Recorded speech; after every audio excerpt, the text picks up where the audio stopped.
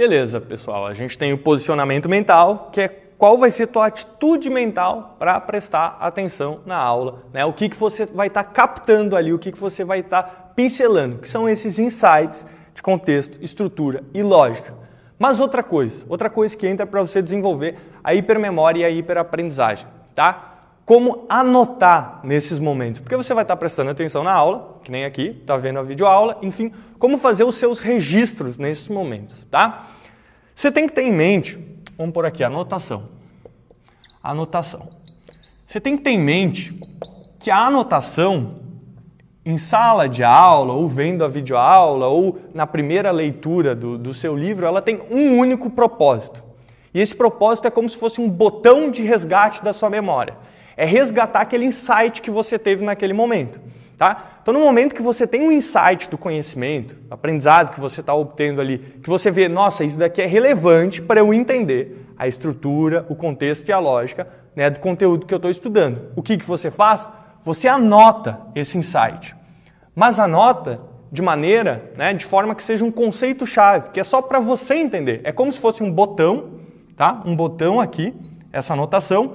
E o que você anota é para quando você prender o olho aqui, você resgatar, tá? Aquele insight do conhecimento que você teve. Perfeito? Tá? Então, quais são os principais erros aqui para a gente colocar em parâmetros? Os principais erros que ocorrem na hora de fazer a anotação em sala de aula. Tá? Primeiro, é achar que a anotação é para você registrar tudo que acontece que o professor está falando.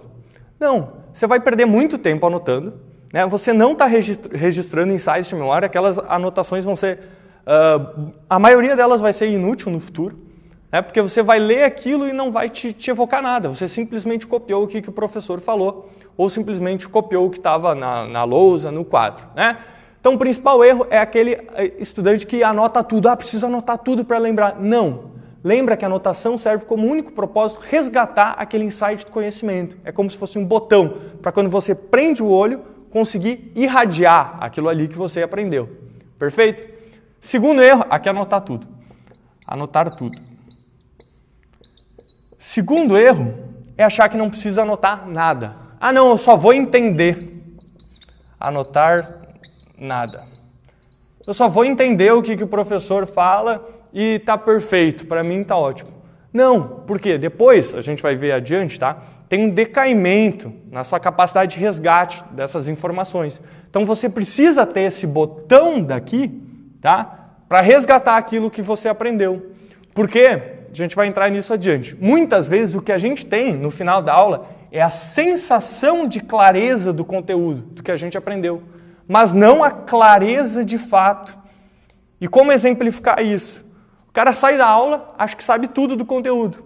Daí uma conversa paralela no corredor, um colega está falando sobre o conteúdo e daí você tenta falar, né, sobre a aula e não consegue, gagueja. Não consegue evocar nada, não consegue trazer de volta.